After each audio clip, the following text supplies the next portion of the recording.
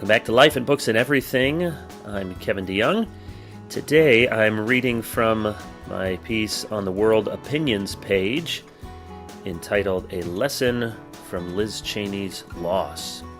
People know when their leaders no longer like them.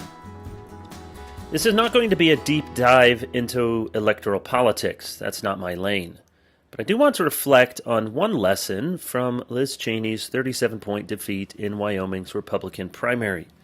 I don't say the lesson because there are many, but a lesson, because I believe this is one cautionary tale that many of us in leadership would do well to consider. Here's the lesson I have in mind. Don't expect to be a leader among people you no longer consider your people. Perhaps Cheney, as a Trump critic, was bound to lose in Wyoming, a state that voted 70% for Trump in the 2020 election, but by 37 points? Ben Sasse, the Republican senator from Nebraska, isn't up for re-election this cycle. Maybe his impeachment vote would have done him in as well.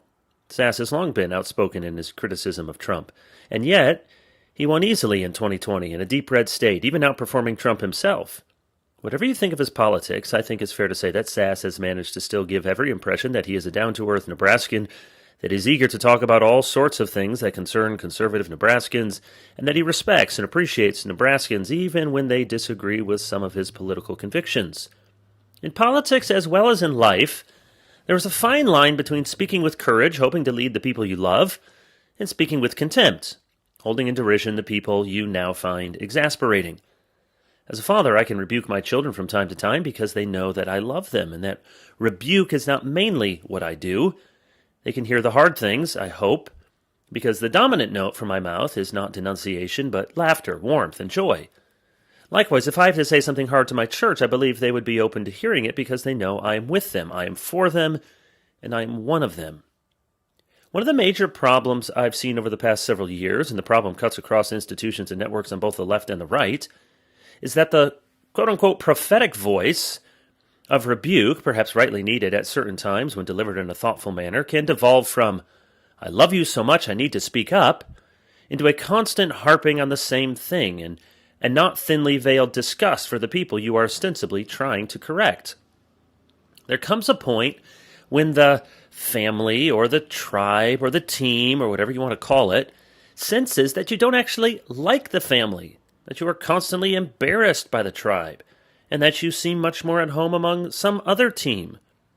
The prophet, quote-unquote, may still insist that he believes all the same things the family does, but when he can rarely see past the family's faults, almost never celebrates the family's gifts, and almost always talks negatively about his family to others, often to those who are eager to put the family in a bad light, then it is fair to wonder whether he really wants to be a part of the family anymore.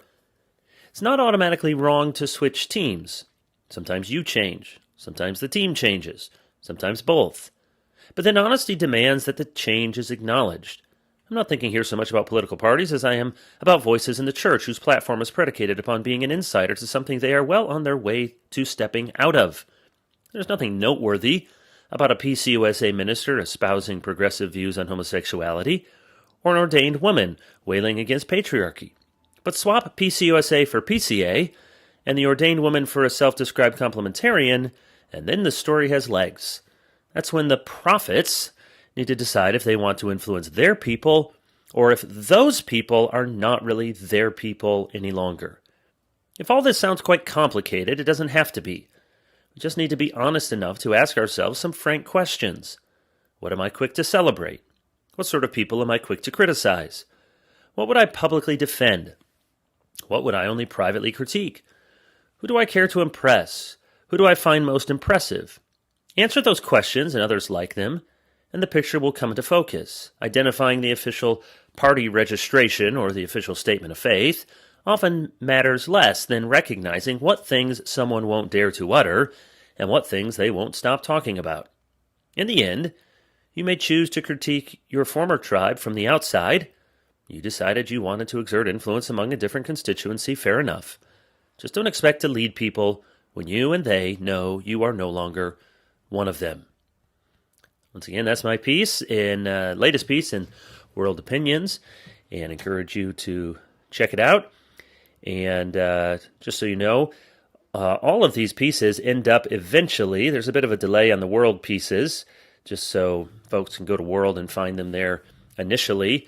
But even these pieces all end up later on kevindeyoung.org, which is a clearinghouse, a storing house for all of the content, sermons, articles, talks, messages, interviews, and other places that you can get. You can sign up and get a weekly digest of the new material there, or just visit kevindeyoung.org.